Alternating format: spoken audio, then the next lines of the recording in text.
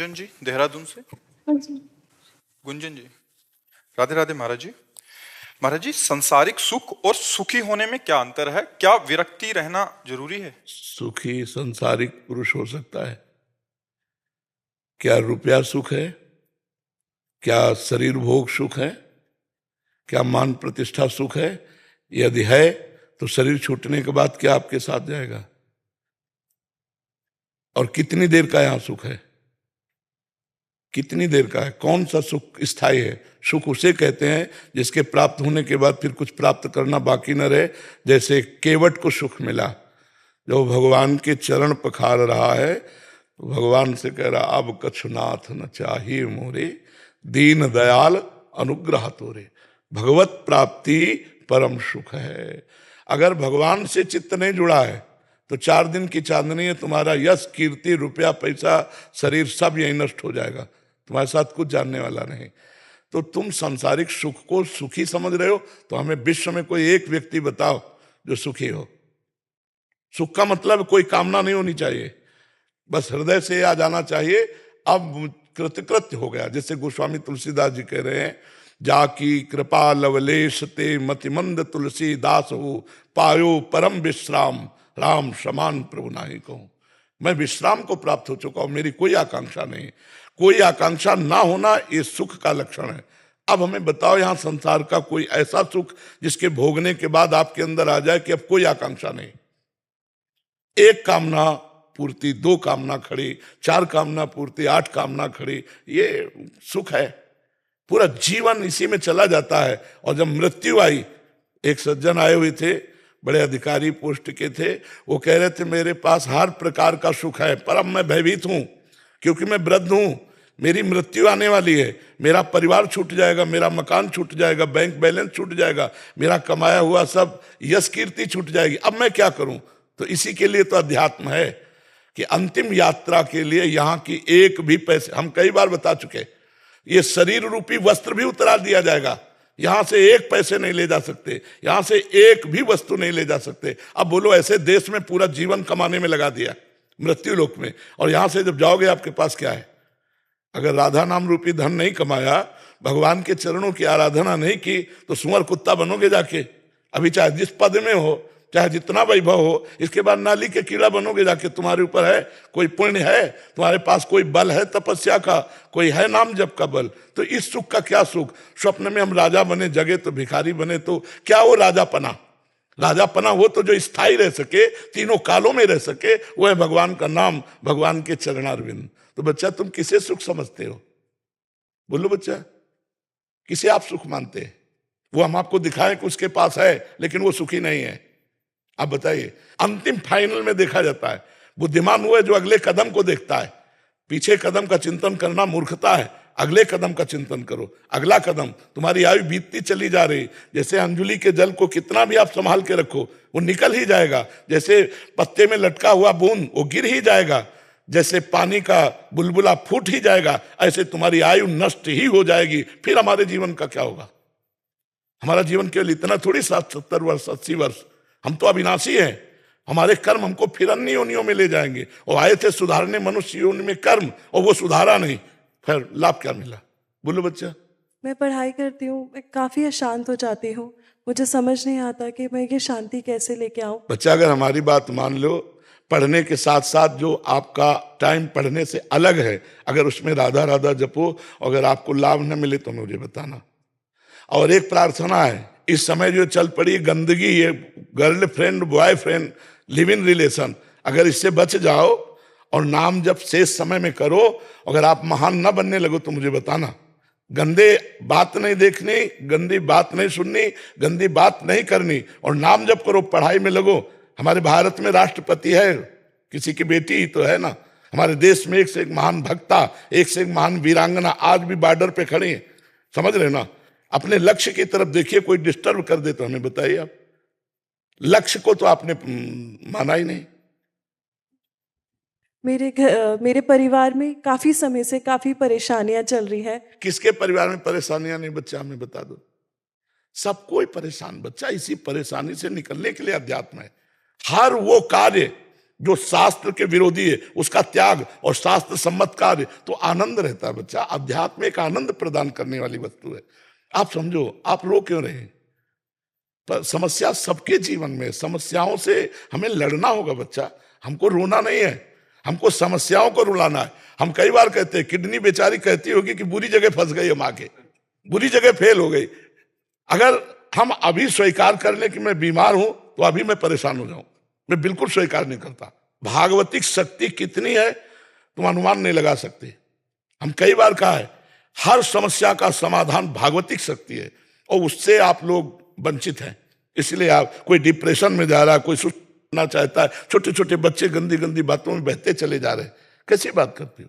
ब्रह्मचर्य, संयम, नियम, अपार सामर्थ्य। कह दो आप बाबा जी हो, आप तो ब्रह्मचर्य रह सकते हो, तो गृहस्थी में संयम से रहा जा सकता है। जब तक गृहस्थी ना स्वीकार करो तब तक तो ब्रह्मचर्य रहो, फिर आप देखो अपने जीवन को कैसा प्रकाशित होता है। तो मेरी प्रार्थना बच्चा, राधा नाम जप करो, अपनी पढ़ाई को भगवान की पूजा समझो, जो समस्या तुमसे समाधान ना हो रहा हो एकाग्र होकर भगवान से प्रार्थना करो। भगवान ऐसा नहीं है कि वो कहीं दूर हैं, आपके अंदर ही है। ऐसा ज्ञान दे देंगे तुरंत समस्या का समाधान हो जाएगा। विश्वास कीजिए, हम आपसे हृदय की बात कहते हैं। भगवान का टेलीफोन नंबर है, हम बताएं नंबर, आर्त, जैसे रो रही हो ना, ऐसे एकांत होकर आर्त होकर पुकारना। जो ही द्रौपदी ने देखा कोई सहारा नहीं, आर्त होकर पुकारा तो इतना वस्त्र बढ़ गया, वस्त्रावतार भगवान का हो गया कि दुशासन हार गया और बाजू से वस्त्र नहीं हटा पाया। वो भगवान द्रौपदी के लिए नहीं है, हमारे लिए भी है। हम भगवान को पुकारते नहीं हैं, हम अंदर से भगवान से अपना लगाव नहीं रखते हैं, इसलिए हमारी दुर्दशा होती चली जा रही है, हम बहते चले जा रहे हैं। कोई सुखी नहीं बच्चा भगवान के आश्रय के बिना आनंद की अनुभूति नहीं हो सकती। इसलिए नाम जप करो, अच्छे बच्चे बनो और भगवान से प्रार्थना करो। हर समस्या का समाधान भगवान के पास है और वो आपके अंदर दे देंगे बुद्धि में। बाहर की समस्या का हल हो जाएगा या उसका आंतरिक निवारण मिल जाएगा? बच्चा, जब भगवान से हम प्रार्थना करेंगे तो दोनों में सामर्थ्य है।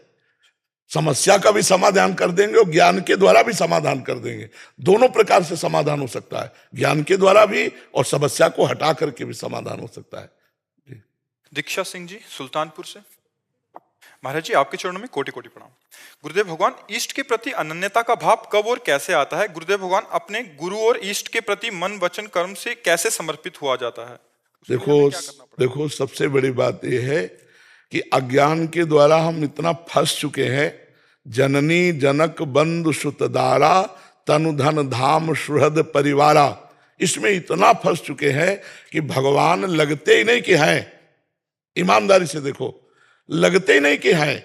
हम में है, इनमें है, चराचर जगत में ऐसा नहीं लगता है। भगवान से प्रेम करने के लिए भगवान स्वयं कह रहे, जननी जनक बंधु सुतदारा तनु धन धाम सुहृद परिवारा, सबकी ममता ताग बटोरी मम पद मन ही बांध बर डोरी। अगर हम अपनी माँ में भगवान को देख लें, मेरे भगवान मेरी माँ के रूप में है, मुझे और किसी भगवान की जरूरत नहीं, और अपनी माँ की सेवा करूं, उसी से भगवान से प्रेम हो जाएगा। मेरे भगवान पिता रूप में है, मेरे भगवान मेरी पत्नी रूप में आए, मेरे भगवान मेरे पति रूप में आए, मेरे भगवान मेरे पुत्र रूप में आए। हम एक पाषाण की मूर्ति में भगवान मानकर उन्हें रिझा सकते हैं और अपने पति में भगवान मान के, अपने पुत्र में भगवान मान के, अपने माता पिता में भगवान मान के हम भगवान को नहीं रिझा सकते। व्यवहार कैसा होगा महाराज जी? बिल्कुल जैसे पुत्र का होता है। हम भगवान जैसा व्यवहार नहीं करेंगे, भाव रखेंगे। जैसे मानो पिता है, अपने पुत्र में भगवत भाव करता है, वो गलती करेगा तो थप्पड़ पाएगा, लेकिन भाव यही रहेगा कि भगवान है इसके अंदर। जैसे भीष्म जी विपक्ष में है तो सामने श्री कृष्ण है, विपक्ष में तो युद्ध करते हुए बाण श्री कृष्ण को भी मार रहे हैं, लेकिन पूर्ण दास हैं भगवान श्री कृष्ण के भीष्म जी। तो इसमें यह नहीं होता कि हम भगवान मान रहे तो अगरबत्ती करेंगे अपने पुत्र की, नहीं, आवश्यकता पड़ेगी तो चपत लगाएंगे, डांटेंगे, लेकिन भावना रहेगी कि मेरे भगवान इसमें विराजमान है। जैसे सत्य वस्तु जाननी है तो आप देखो, ये चमक रहा है तो बिजली है, और ये इसमें भी बिजली है, पंखा में भी बिजली है।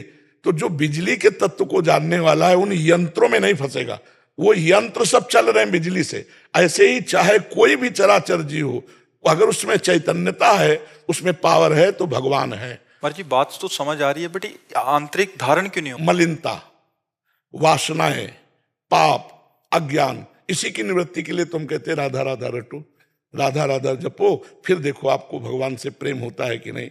नाम जप सब विपत्तियों का नाश कर, हरि स्मृति सर्व विपद विमोक्षणा। जितना नाम जप करोगे उतने संसार का राग मिटता चले। यहां प्यार कौन कर रहा है? हम कह रहे प्यार करो यार, मनुष्य जीवन मिला प्यार। इतना प्यार करो पत्नी को कि तुम में भगवान की भावना आ जाए कि हम सबसे बढ़कर इससे प्यार। इतना प्यार करो पति को, कहीं और प्यार रह ही ना जाए, उसी में भगवान मिल जाएंगे। भगवान इतना ही खेल है, केवल समझना है। हम पति के शरीर को प्यार करते हैं लेकिन अंदर बैठे हुए भगवान से कोई मतलब नहीं। और जबकि हम उसी से प्यार करते हैं, क्योंकि वो जब चला जाता है तो हम पति के शरीर को नहीं रख पाते, हम पुत्र के शरीर को नहीं रख पाते। ये अगर जागृत में ज्ञान हो जाए तो और कोई आराधना करने की जरूरत नहीं है, वो उसी आराधना से भगवान को प्राप्त। जैसे उदाहरण, महाराष्ट्र में अपने माता पिता को भगवान मान करके पुंडरीक जी सेवा कर रहे थे, वर्षों सेवा की, इतनी सेवा की कि स्वयं भगवान द्वारिकाधीश आए और कहा मेरे दर्शन कर लो। बोले कौन हो? बोले भगवान है। तो एक ईंट दे दी और कहा खड़े रहो, माता पिता की सेवा हो जाए फिर हम आपको देखेंगे। तो वही आज भी खड़े हैं महाराष्ट्र में, जो विट्ठल भगवान है ईंट पे आज भी खड़े हैं। पति को भगवान माना सत्यवान जी को, और उनकी आयु 1 वर्ष थी। देवर्षि नारद जी ने सावित्री जी से कहा गलत जगह तुमने संबंध बनाया, तुम्हारा पति सत्यवान 1 साल में मर जाएगा। तो बोले जिसे मैंने पति वरण किया 1 साल तो बहुत होता है, अगर हम 1 दिन भी उनके साथ गुजारेंगे तो मान लेंगे मेरी जिंदगी सफल हुई। वो पतिव्रता थी, अपने पति में भगवान का दर्शन करती थी। इस भावना में उनके इतनी सामर्थ्य आ गई, रोज तारीख नोट करती थी जब से ब्याह हुआ था। और जब 1 वर्ष पूरा होने को हुआ तो पति से कहा आज तक हमने कभी कुछ मांगा नहीं, आज मांगती हूं आपसे। क्या? वो लकड़ी काट करके बेचकर अपने परिवार का पोषण। बोले आज लकड़ी लेने मैं साथ चलूंगी। सत्यवान ने कहा कोई मांग है आपकी, चलो हमारे साथ। गए, वो एक एक क्षण गिन रही थी। सत्यवान का सर दर्द हुआ, उनका सावित्री सर दर्द, बोले भगवान नीचे आ जाइए। अपनी गोद में लिटा लिया और सिंहनी की तरह बैठ गई कि देखते हैं कौन मेरे पति को ले जाएगा। तो देखा भैंसे पर सवार यमराज जी आए। यमराज जी ने पास के द्वारा सत्यवान के सूक्ष्म शरीर को खींचा। सावित्री जी ने कहा महाराज ये मेरे पति हैं और स्त्री का सुहाग ही सब कुछ होता है, अगर आप इसको ले जा रहे हैं तो मेरे को भी ले चलिए। तो उनका नहीं, तुम्हारी आयु अभी पूर्ण नहीं हुई। तो उनका महाराज आपकी सामर्थ्य नहीं कि मेरे पति को ले जाए। उनका अभी बच्चे हो तुम, ऐसी बातें नहीं करते, अगर तुम हमसे बात कर पा रहे तो केवल पातिव्रत धर्म के कारण। वो लेके चल दिए तो सावित्री जी पीछे चल पड़ी। उन्होंने कहा तुम्हारे पातिव्रत धर्म से मैं बहुत प्रसन्न हूं, तुम क्या चाहती हो? तो उनका हमारे जो सास ससुर हैं वंदे हैं, उनका राज्य छिन गया है, गरीबी से गुजारा कर उनका राज्य मिल जाए, उनके नेत्र जागृत हो जाए, तथास्तु। फिर पीछे चले तो देखा सावित्री जी आ रही। उनका पीछे क्यों आ रही? बोले जहां पति वहीं पतिव्रता का स्थान होता है। आप ऐसा कैसे भूल गए कि हमारे पति को ले जाएंगे और मुझे छोड़? बोले एक वरदान और मांग लो। तो बोले जो मेरे माता पिता है, अर्थात मेरे कोई भाई नहीं है, उनके पुत्र हो जाए। बोले तथास्तु। फिर पीछे चल पड़े।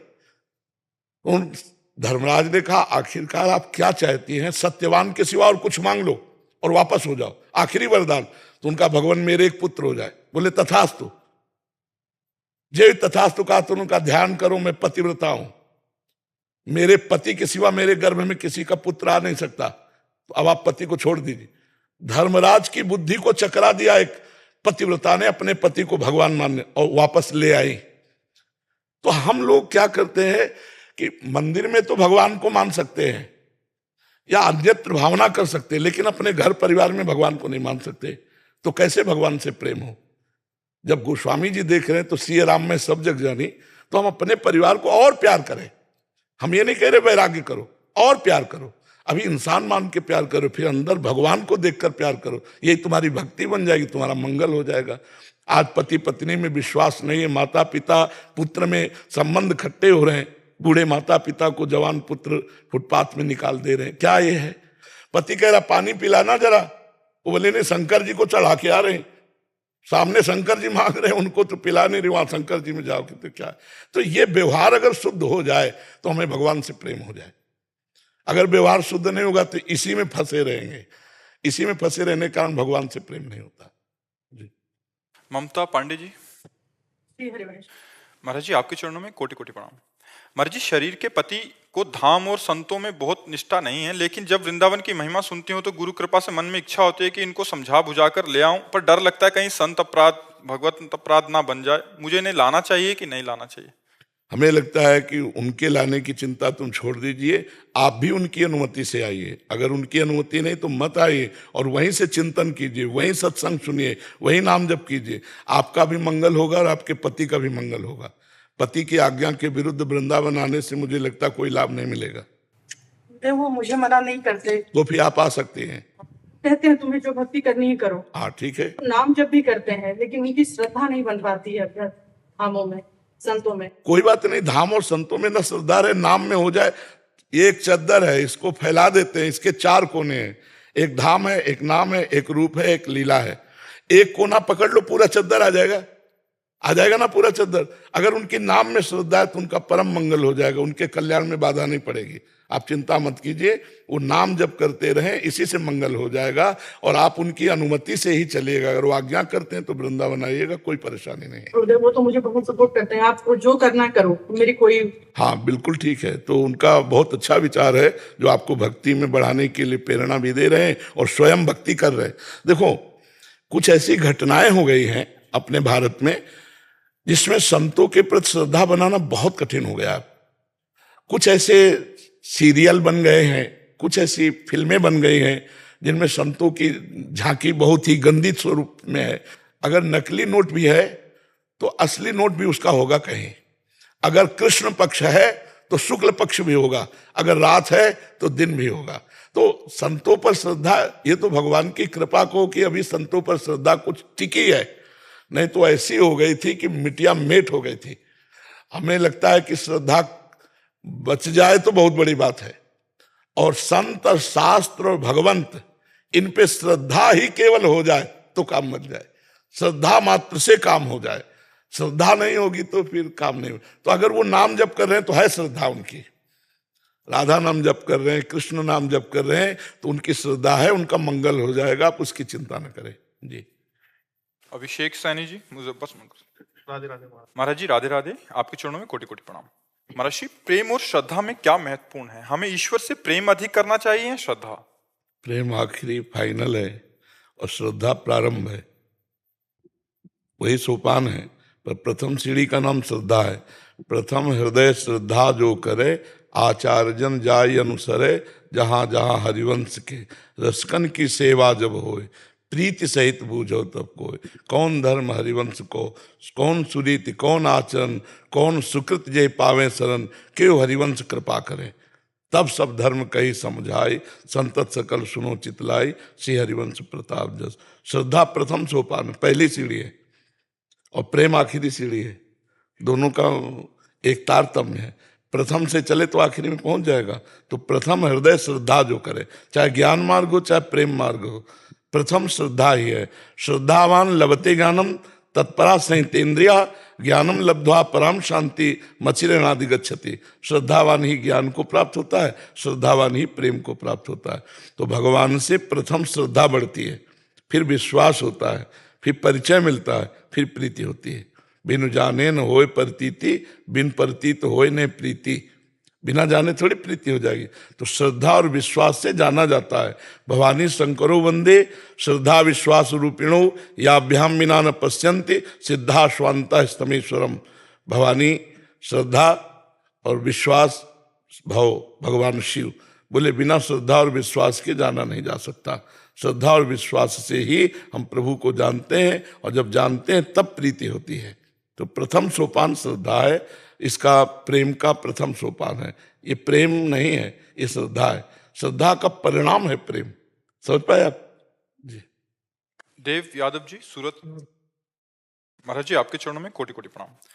महाराज जी मुझे ये प्रश्न करना है कि हमें हमारे भूतकाल में हुए कोई भी घटना से प्रेरित और उसका असर इस प्रकार होता है कि वर्तमान में कोई भी निर्णय। असल बात आप डिलीट करना नहीं जानते। खास बात यह है, ज्यों का त्यों सामग्री रखी रहती है, वही बार बार सोच में आती रहती है और वही आपको कमजोर करती रहती है, वही आपको भयभीत करती रहती है, वही आपको विषाद देती है, वही उद्विग्न करती रहती है। जैसी घटना हुई वैसा ही वो परिणाम देती रहती है। उसको डिलीट करना चाहिए।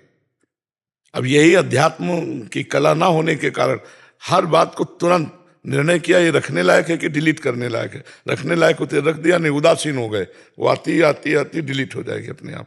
नाम जब चलेगा तब। नाम जब करते हो नहीं, अभी सही ढंग से नहीं करते हो, नहीं ये डिलीट हो जाता अब तक। जो आप भूतकाल की और भविष्य की, भूतकाल के बीते हुए उस विषय का चिंतन और भविष्य की चिंता, दोनों जीव को परेशान करती हैं, दोनों वर्तमान को नष्ट कर देती हैं। वर्तमान के समय का नाश मूर्खतावश होता है। भूत की हुई बातें वो बार बार पुनरावृत्ति होती, तो समय बर्बाद हो रहा है, चाहे अच्छी हुई हो बुरी हुई हो। आगे भविष्य हमारा कैसा होगा उसके चिंतन में हमारा वर्तमान जा रहा है। वर्तमान जैसा होगा वैसे ही भूत और भविष्य हो जाएगा। वर्तमान में राधा राधा बोल रहे हैं तो हमारा भूत पवित्र हो जाएगा और भविष्य उज्जवल हो जाएगा। इसलिए वर्तमान के मिनट को संभालो, वर्तमान के मिनट को संभालो, तुम्हारा भूत भी बहुत अच्छा हो जाएगा। जो उसमें पाप हुए हैं, गलत बातें हुई, वो सब नष्ट हो जाएंगी और भविष्य आपका परम उज्जवल मंगल में हो जाएगा। वर्तमान में कृष्ण कृष्ण बोलो, राधा राधा बोलो, राम राम बोलो, हरि हरि बोलो। ये सबके लिए कह रहा हूं। अगर नहीं बोलोगे, नहीं जपोगे तो ओवर थिंकिंग, बेकार की ज्यादा चिंतन, वो तुम्हारी शक्ति का ह्रास करेगा और धीरे धीरे इसी में फिर डिप्रेशन प्रकट हो जाता है। बार बार वही बातें, और वो सब सांसारिक बातें हैं, सब नकारात्मक बातें हैं, उनमें कोई सुख है नहीं, तो जीव जलने लगता है। जलते जलते इतना नकारात्मक सोच में कि वो डिप्रेशन जिसे कहते हैं वही आ जाता है। इसलिए नाम जप अत्यंत आवश्यक है।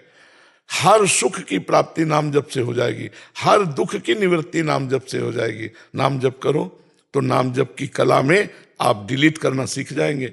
जैसे संसारी आदमी होता है, 10 वर्ष पहले कभी गाली दी होगी, देखते ही उसको जलन पैदा हो जाएगी, क्योंकि अभी जेव का त्यों गाली रखी हुई उसके पास, उसने डिलीट नहीं किया। ऐसे हमारे अनंत जन्मों के संस्कार रखे हुए हैं, सबको डिलीट करना है, तभी तो खूब भजन करना पड़ता है। और जहां निर्मल हो गया मन, सही भगवान का साक्षात्कार हो गया। इसलिए नाम जप करो, ठीक है। और जैसे हम नाम जप कर रहे हैं, पूर्व की बातें आ रही हैं, आगे की सोच आ रही है, उसको ना पकड़ो और ना बुरा मानो। समझ रहे हो? पकड़ना होता है कि उसमें डूब गए, बहुत अच्छा है, और ना बुरा मानो ये क्यों आया, वो अपने आप डिलीट कर देगा नाम। आपको सिर्फ ध्यान देना है राधा राधा राधा राधा। जब पढ़ाई कर रहे हैं तो पढ़ाई कर रहे हैं, जब कोई कार्य कर रहे हैं तो एकाग्रता पूर्वक कार्य कर रहे हैं, तो पढ़ाई और उस कार्य को भी भगवान को समर्पित कर दो। और जब खाली है तो राधा राधा राधा, मन को अन्य चिंतन करने का अवसर ना दो, ठीक है जी। अच्छा पवित्र भोजन पाओ, गंदी बातें मत देखो, गंदी बातें मत सुनो, गंदी बातें मत करो, अच्छे बच्चे बन जाओगे जी। महाराज जी, मुझे मेडिटेशन करने में बहुत दिक्कत होती है, ध्यान करने में मन विचलित। बिल्कुल ध्यान न करो, तुम राधा राधा बोलो, ध्यान जाए जाने दो जहां जाए। तुम पहले पकड़ो तो, डोरी पकड़ लो, पतंग कहां जाएगी? डोरी पकड़ लो, पतंग कहां जाएगी? वो तुम्हारे हाथ में है। पतंग पकड़ना चाहोगे, डोरी छोड़ दो कि कभी हाथ में नहीं आएगी। नाम डोरी है, पतंगो यथा त्वामन भ्राम्यमाणा। अगर नाम पकड़ लिया तो ध्यान ज्ञान सब कुछ आ जाएगा तुम्हें। राधा राधा राधा। विकास मिश्र जी अमेठी से। जी राधे राधे महाराज जी। महाराज जी, कभी कभी जब जीवन में कठिन दौर आते हैं और उनका समाधान नहीं निकल पाता तो मन में भगवान तो समाधान निकाले कौन? अध्यात्म का ज्ञान है नहीं और संसारी पुरुष समाधान जानता नहीं। आप विचार करो ना, समाधान निकालने वाला भी तो होना चाहिए। तो समाधान कौन निकालता है? जब तक अध्यात्म का ज्ञान नहीं, तो अध्यात्म में तो 1 मिनट में समाधान आ जाएगा। हम गलत हैं या सही, अपने आप निर्णय हो जाए। गलत है तो पश्चाताप हुआ, उसका सुधार हो गया। सही है तो हमें भोगना है। फिर हमने गलती नहीं की है अभी वर्तमान में, पूर्व में कोई गलती की है, तभी वो गाली दे रहा है, तभी वो अपमान कर रहा है, तभी हम हार रहे हैं, तभी हमारा उद्देश्य फेल हो रहा है। हमको भोगना है। अब हम सहेंगे, हारेंगे नहीं, परास्त नहीं होंगे। हम नाम जप करेंगे, इस पर विजय प्राप्त करेंगे। ऐसे समाधान ढूंढा जाता है। अब समाधान कहाँ से मिले? अध्यात्म है नहीं और व्यवहार में कोई समाधान दे नहीं सकता। व्यवहार में अपनी कमजोरी बताओ, तुम्हारा शोषण करेगा, समाधान थोड़ी करेगा। रहीमन मन की मन व्यथा, रखिए मन में गोए, सुनी ठिलई है, लोग सब बांटने लई है। कोई अपनी कमजोरी किसी को बताओ, आपको वो ही नस दबाएगा जो कमजोर है, वो आपका शोषण करेगा। इसलिए स्वयं निर्णय करने वाले बनो। वो कैसे बनोगे? जब सत्संग सुनोगे, शास्त्रों का स्वाध्याय करोगे, नाम जप करोगे, तुम्हारे अंदर ज्ञान आएगा, तभी तो समाधान होता है। ज्ञान से ही तो समाधान होता है। सत्संग सुनो, नाम जप करो और दूसरों की सेवा करो, शास्त्र स्वाध्याय करो, अपने कर्तव्य का पालन करो। आई हुई समस्या में भगवान तुम्हारा समाधान करेंगे। ठीक है? महाराज जी, ऐसे में भगवान पे भी थोड़ा सा लगता है कि ऐसा क्यों नहीं कर रहे हो, ठीक करना चाहिए उनको, तो आस्था ऐसी डगमगा जाती है। नहीं डगमगाना चाहिए। यार भगवान को तुम लोग क्या समझो, नौकर समझे हो क्या? है, विचार करो, भगवान को तुम नौकर समझे हो क्या? तुम भगवान के एक हो न मानो। सब सुविधा भगवान तुमको दिए, तुम्हारा शरीर भगवान का दिया हुआ, तुम्हारी बुद्धि भगवान की दी हुई, तुम्हारा खान पान सब कुछ भगवान ने दिया है। तुमने भगवान को क्या दिया है? एक बात बताओ हमें। इसके बाद भी भगवान तुमसे कोई शिकायत नहीं कर रहे और तुम कह रहे हो भगवान पे आस्था नहीं। तुम भगवान की आज्ञा का पालन करते हो? आप विचार करो, जो मनुष्य जीवन का परम कर्तव्य है, तुम भगवत आज्ञा का पालन नहीं करते, फिर भी भगवान नाराज नहीं है। अब इसके बाद तुम वहां शर्त पे शर्त रखते चले जाओ, पाप तुम करो, कर्म का फल आएगा भोगने का, गुस्सा हो भगवान पे। यार ये बातें तो ठीक नहीं है। हमें बताओ भगवान की कमजोरी क्या है, क्या कमी है भगवान के पास? हमें नहीं समझ में आता है। हाँ, अवश्य में भोक्तव्यम कृतम कर्म शुभाशुभम। जो हम कर्म करेंगे उसका हमको भोगना पड़ेगा, ये सिद्धांत है। तो अब हम अच्छे कर्म करें ना, तो अपने आप सुख आएगा, तो अपने आप भगवान की जय बोलेंगे। बुरे कर्म करेंगे, दुख आएगा, तो भगवान पे श्रद्धा भी हटेगी, हमारी दुर्गति हो जाएगी। जिस श्रद्धा से हम भगवान तक पहुंचते, वही श्रद्धा खत्म हो रही, तो फिर होगा क्या? जैसे एक माई आई, उसने कहा मैं नौ दुर्गा रहती थी, बहुत व्रत रहती थी, हमारे पति पधार गए, तो क्या उसका कोई फल नहीं मिला क्या? तो इसका नाम मृत्यु लोक है। एक राइट टाइम के लिए अपने लोग आए हुए हैं और हमको जाना पड़ेगा। उसमें नौ दुर्गा का व्रत क्या करेगा? उसका फल अलग मिलेगा। और उसकी मान लो 50 वर्ष आयु है, तो 5 सेकंड नहीं बढ़ेगी, 50 वर्ष पूरे होते ही खत्म हो जाएगी। और उसमें कह दो हम व्रत रह रहे हैं, हम उपवास कर रहे, तो क्या हुआ? उसका पुण्य मिलेगा आपको। अब ये ज्ञान नहीं है तो सब भगवान बोले अब हमें श्रद्धा। इस अश्रद्धा से क्या होगा? आकाश में थूकोगे तुम, हाँ वहां आकाश थोड़ी गल जाएगा। भगवान आकाश की तरह महान है, तुम्हारे उससे क्या फर्क पड़ेगा उनके? लेकिन वो तुम्हें दुलार करेंगे, वो ऑक्सीजन तुम्हारा बंद नहीं कर देंगे, वायु देंगे, पृथ्वी पे रहने देंगे, पानी देंगे, भोजन देंगे। वो कितने कृपाल हैं यार, विचार करो। तुम्हारे शरीर में तुमने कुछ बनाया है क्या?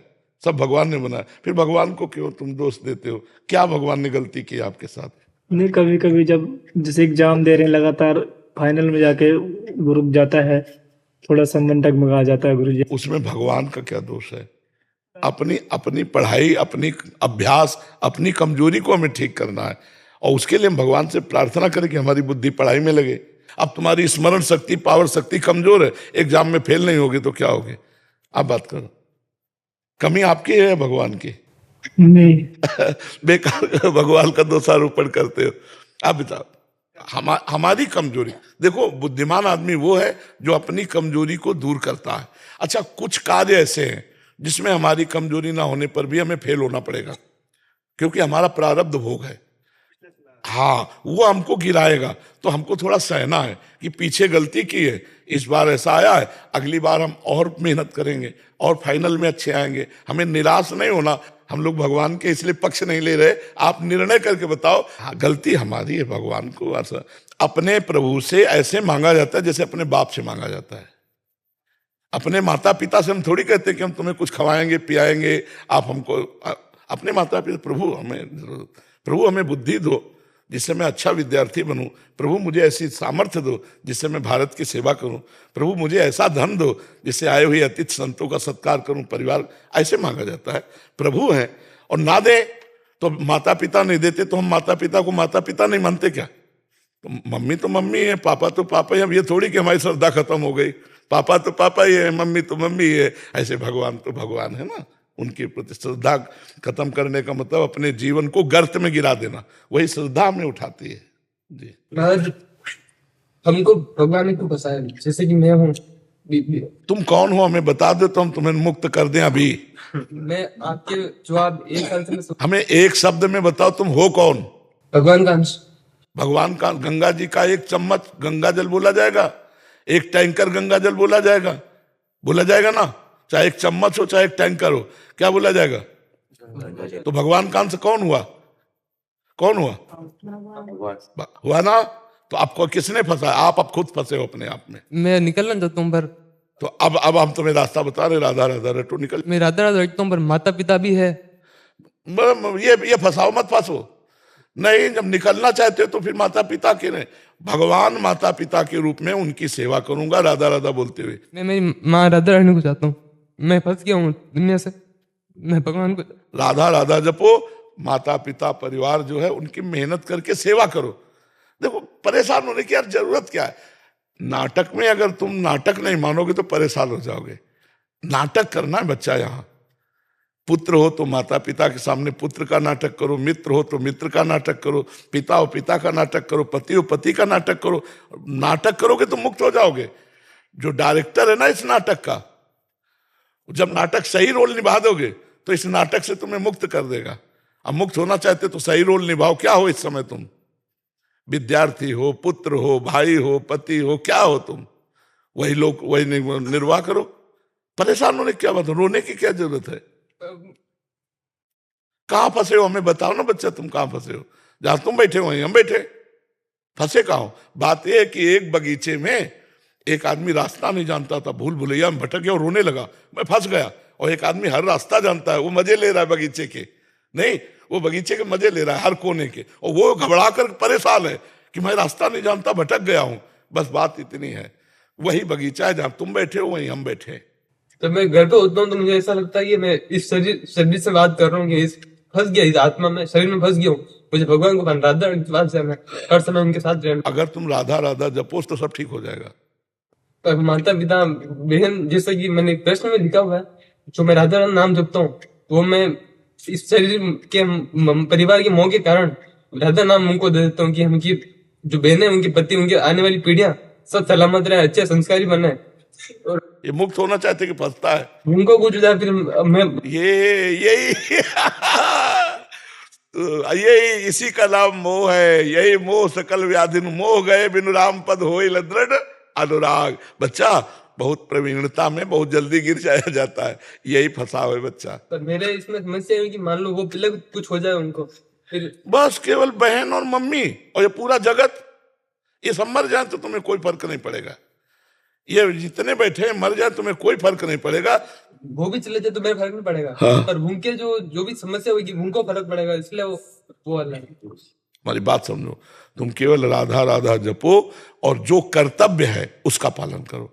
तुम्हारे पास जो शरीर बल है, जो धन है, जो बुद्धि बल है, उससे माता पिता भाई बहन जो भी हो सबको सुख देने की भावना करो और नाम जप करो। आगे सोचो मत, सबकी जिम्मेवारी भगवान लिए है, तुम नहीं लिए हो। तुम जिम्मेदार हो पूरी सृष्टि, तो तुम्हारी भाई बहन की भी जिम्मेदार भगवान है। सारी सृष्टि का पालन भगवान करते हैं। चिंता मत करो, बिल्कुल चिंता मत करो। जो हम रह करके नहीं कर सकते थे वो हमारे पीछे भगवान ने बहुत अच्छा किया। हमारे परिवार का तुम्हें बताया ना, कुटुंब का पालन भगवान करते हैं जो भगवान की शरण में हो जाता है। अगर तुम नाम जप करोगे तो तुम्हारे परिवार को अच्छे अच्छे संयोग प्राप्त होंगे, अच्छा भाव प्राप्त होगा और आप सुखी हो जाओगे। केवल नाम जप में मन लगाओ और जो कार्य है उसे भगवान की सेवा मान के करो, अभी आनंद आ जाएगा। कोई तुम्हें नहीं बांधे बच्चा, हम ही लोग बंधे हैं। हाँ, तो इसीलिए नाम जप करो, ठीक है। जो मैं नाम जप करता हूँ वो देता हूँ तो मुझे भगत भक्ति होगी, मैं सब दे देता हूँ, पूरा संपूर्ण पूरा। उनको दे देते हो? नहीं, भगवान को दो। हाँ, सरकारी बैंक से जाने दो। जैसे पैसा ट्रांसफर करना है ना, तो ये ब्लैक नहीं व्हाइट पैसा है, इसे बैंक में जमा करो भगवान के पास, और बैंक से फिर दो मोबाइल में से। नहीं दे देते व्हाइट पैसा, तो ऐसे पहले प्रभु के चरणों में समर्पित करो। हे भगवान, ये किया हुआ भजन आपके चरणों, और भगवान हमारी प्रार्थना है कि हमारे बहन, हमारे माता पिता ये सब आपके भक्त बने, सब सुखी हो जाएं, ऐसी बात करो। आप जब 13 साल की अवस्था में आपने वैराग्य लिया था, तो मतलब कुछ साल बाद अब भगवत बात से पहले क्या आपने ऐसा सोचा थोड़ी होगा कि हाँ परिवार को मतलब भजन दूं मैं, उसका अच्छा रहे, ऐसा थोड़ी। हमने कभी नहीं दिया भजन, क्यों दें? जिम्मेवारी भगवान की, प्रणत कुटुंब पाल रघुराई। मैं भगवान की शरण में, मैं भगवान के हाथ बिकाऊं कि परिवार के हाथ बिकाऊं? वो परिवार भगवान का, वो देखे। अगर एक आदमी सरकारी ऑफिसर हो जाता है तो परिवार के बहुत से सदस्यों को छूट हो जाती है। आप ट्रेन में चल सकते हो, आप ऐसे चल सकते हो। यद्यपि वो सरकारी आदमी नहीं है, लेकिन सरकारी आदमी का माता पिता है, तो उसको ट्रेन में फ्री जाने को मिलता है। ऐसे ही भगवान हमारे 21 पीढ़ियों का कल्याण कर देते हैं अगर परिवार का एक सदस्य भगवत प्राप्त हो जाए। चिंता तो काहे को करता है? हम घर वालों को देंगे नाम, नाम देंगे भगवान को। बिका हुआ जीवन भगवान के, भगवान उनका पालन पोषण करेंगे, ये उनकी जिम्मेवारी, हमारी थोड़ी जिम्मेवारी। तो हम ये तुम्हें संकेत में बता रहे हैं कि जो हमारे परिवार को हमारे रहने से लाभ न मिल पाता, वो हमारे बाबा जी बनने से लाभ मिल रहा है। भगवान उनको संभाल दिए, भगवान उनकी तरफ देख लिए कि तुम भगवान की तरफ देखो। भगवान कहते हैं योगक्षेमम बाह्म्यहम, भार वो ले रहे हैं, बेकार तू भार खोपड़ी में लिए हुए। और अगर तू ऐसे नाम समर्पित करेगा तो ये ब्लैक का पैसा है। फिर भगवान के चरणों में अर्पित करो, फिर उनसे प्रार्थना करो, तो वो वहां से सप्लाई होगा तो सही होगा। ऐसे ठीक नहीं है। पहले भगवान को, फिर भगवान से प्रार्थना कि वो हमारे शरीर के बहन है, वो हमारे माता पिता है, इनका मंगल हो, इनको सुख मिले, तो भगवान ऐसा कर देंगे। ठीक है। मोहिनेश जी कनाडा से। राधे राधे। राधे राधे महाराज जी। महाराज जी, तृष्णा बहुत विचलित करती है मन को, बार बार भोगे हुए ही भोगों की तरफ ले जाती है। उतनी बार राधा कृष्ण की तरफ ले जाने के लिए क्या करें? बार बार जैसे उधर। हमने तो एक ही बात पकड़ी है, भगवान से रोकर प्रार्थना करना और खूब नाम जप करना। हमारे हर प्रश्न का उत्तर नाम जप मिलेगा, क्योंकि इसके बिना कुछ नहीं होता है। अध्यात्म की नींव है नाम जप, अध्यात्म की पूर्णता है नाम जप, और अध्यात्म का मध्य है नाम जप। नाम जप के बिना कुछ नहीं होता बच्चा। और भगवान से प्रार्थना करो कि भोगे हुए विषय की जो आकर्षण वृत्ति है प्रभु से छुटा दो, तो भगवान उसे छुटा देंगे। और नाम जब तक नहीं होगा तुम्हारे पास नाम रूपी धन, तब तक प्रार्थना भी नहीं सुनी जाती है, भी ध्यान रखना। हम तुम्हें अंदर की बात बता रहे हैं, जैसे हजारों प्रार्थना करते रहते हैं, वहां वैसे नहीं। पावर चाहिए, पावर। नाम जप का पावर, पुकारो, अभी बात तुम्हारी हो जाएगी भगवान से, अभी बात सुन लेंगे। नाम जप करो, ठीक है। पवित्र भोजन, नाम जप, और उसके प्रति दोष दर्शन। हम कहते हैं तुम डायरी लेके बैठ जाओ, हमारी बात को लिखो। कोई भी भोग अगर तुम्हें नाम जप करते हुए सुख दे तो हमें बता देना, पर नाम ना छूटने पावे। हर भोग को भोगते समय डायरी रख लो और नाम जपो, राधा राधा राधा राधा राधा राधा राधा राधा, सांस ना टूटने पावे, राधा राधा राधा राधा। अब भोगो हर इंद्री का विषय, और फिर डायरी में बताओ लिख के कि कौन सा सुख तुम्हें मिला। क्योंकि प्रकाश है तुम्हारे साथ नाम का, तो हर झूठा सुख तुम्हें झूठा लगेगा। जब तक अज्ञान है तब तक लगता है यार इसमें बड़ा मजा है, बड़ा सुख है, बड़ा आनंद। नहीं है, किसी में नहीं है। आप देखो ना, अगर सुख है तो प्रथम जो ही तुम उसको भोगा, चाहे भोजन हो कुछ भी हो, तो अब उसको और सुख बढ़ना चाहिए। लेकिन हर कवल में भोजन का भाव कम होता चला जाएगा। आखिरी में नहीं थोड़ी खीर ले ली, नहीं अब हमें नहीं चाहिए, ऐसे नहीं बोल पड़ेगा। नहीं क्यों भाई, बहुत अच्छी चीज है, बहुत स्वाद, नहीं बोले अब नहीं। तो सुख कहाँ था? और भगवदानंद में अगर ऐसे कभी कोई कह दे तो हमें बताना। भगवदानंद में तो नवम नवम और पीते चले जाओ और आनंदित होते चले जाओ। क्या सुख है। रुपया इसलिए अच्छा लगता है कि विषय सामग्री मिलती, विषय सामग्री इसलिए लगती कि शरीर हष्ट पुष्ट, कपड़ा लत्ता, गाड़ी घोड़ा। लेकिन सबका उद्देश्य क्या है? काम सुख। अंदर से देख लो, है ना।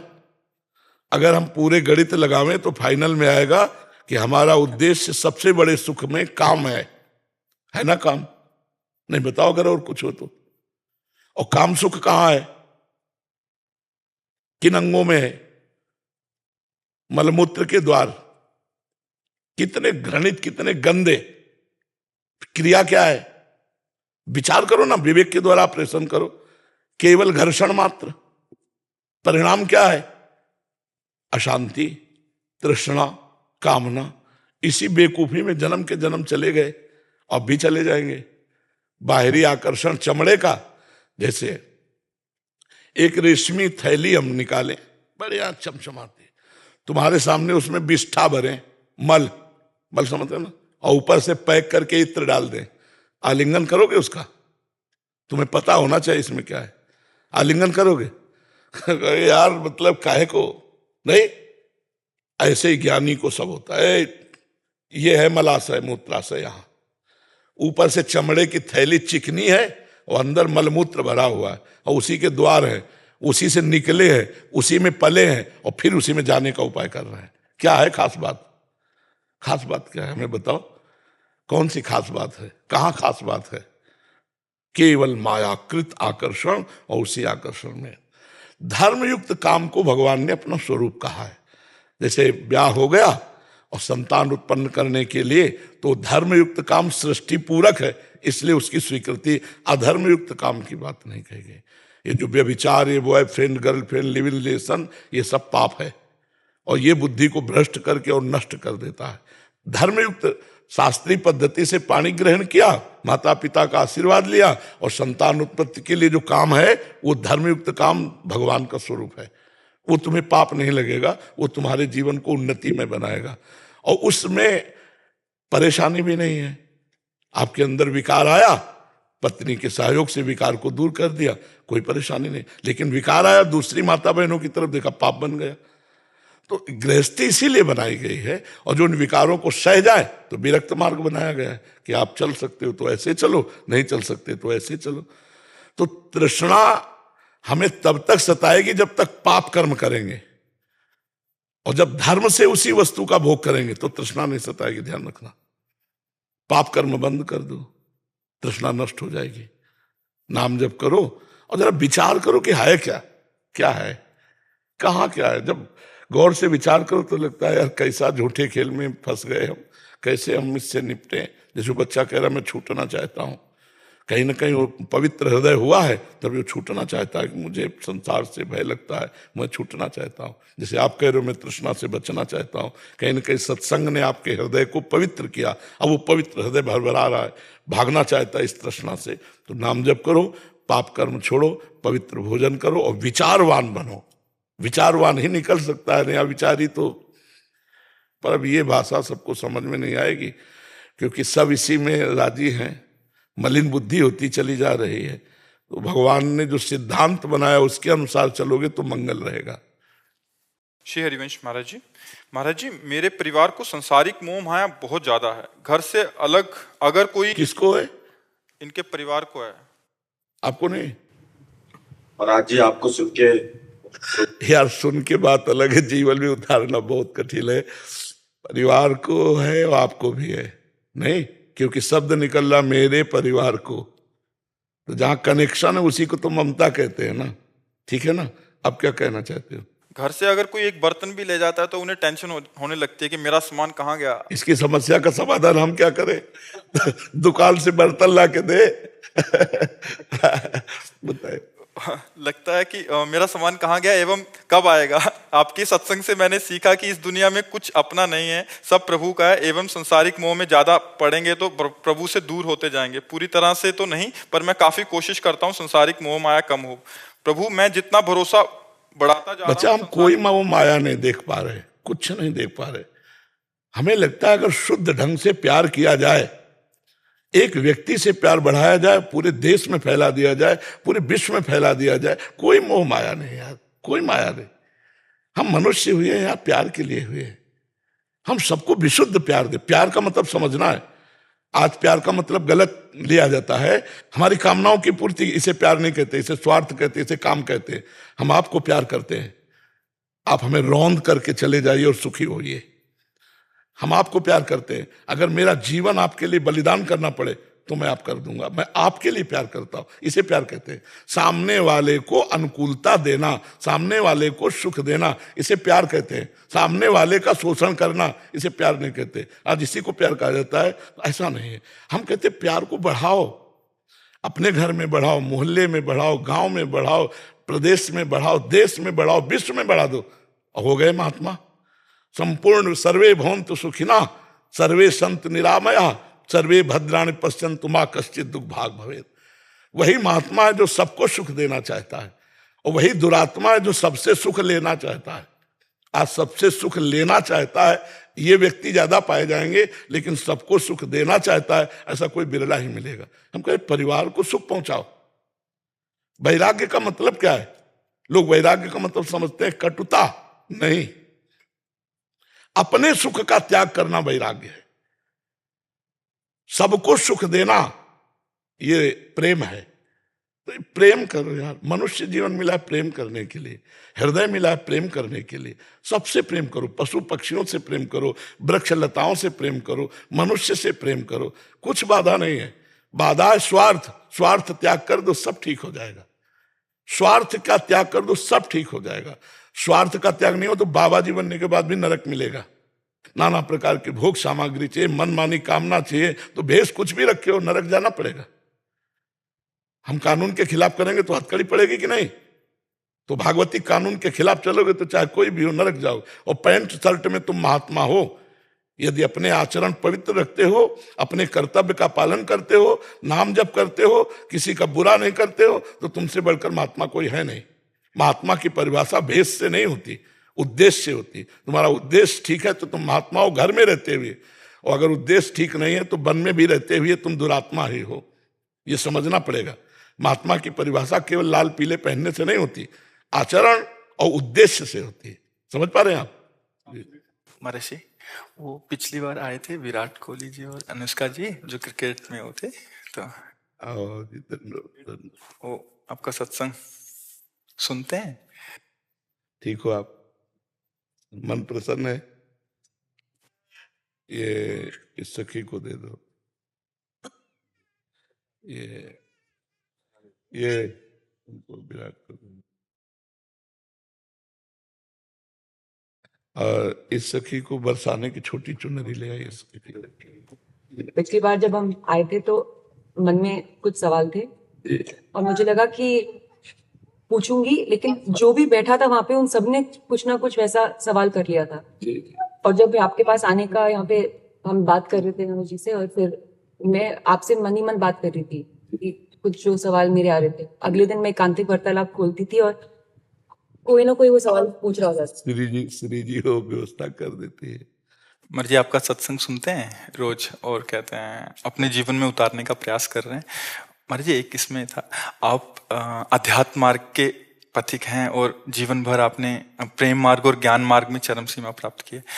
आप एक संसारिक जगत में अपनी मेहनत से या अपने कर्मानुसार उच्चतम वो प्राप्त किया। अब इसमें सबसे बड़ी बात देखो, हम साधना करके लोगों को प्रसन्नता दे रहे हैं, प्रसन्नता ही तो दे रहे हैं, और ये पूरे भारत को प्रसन्नता एक खेल में देते हैं। अगर ये विजयी हुए तो हमारे पूरे भारत में पटाखे छुटाए जाते हैं, पूरे भारत में आनंद मनाया जाता है। क्या इनकी साधना नहीं है? ये भी तो इनकी साधना है। यदि उसे भगवत प्रीत्यर्थ कर देते हैं तो इनके साथ पूरा भारत जुड़ा हुआ है। अगर ये विजय को प्राप्त होते हैं तो अब बच्चा बच्चा भारत का आनंदित हो जाता है। तो इनकी साधना है, ये अपने अभ्यास में रहें, और इनका यही भजन है कि अपने अभ्यास को पुष्ट करें।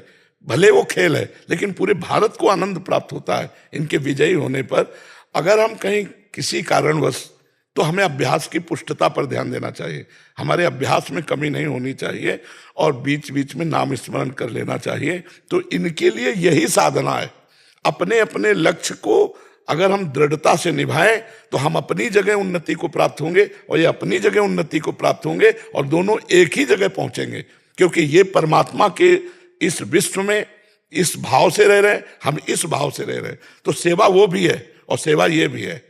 ऐसा नहीं कि केवल परमात्मा की चंवर डुलाना ही सेवा होती है, अलग अलग सेवाएं होती है। तो इनको भगवान ने खेल सेवा दी है।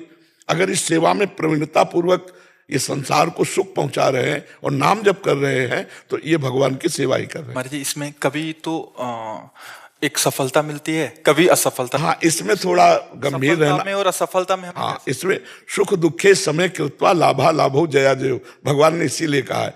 तो हमारा कभी कभी क्या होता है कि जैसे हम 15-20 लोग एक उसमें हैं, अब कईयों के प्रारब्ध उसमें जुड़े होते हैं। आपके अभ्यास की कमी नहीं है लेकिन प्रारब्ध उसमें जुड़ा हुआ है। अब अगर उसमें अशुभ प्रारब्ध ज्यादा जुड़ गया, क्योंकि विजय उनकी भी होनी है ना, तो आपका अभ्यास फिट होने पर भी आपको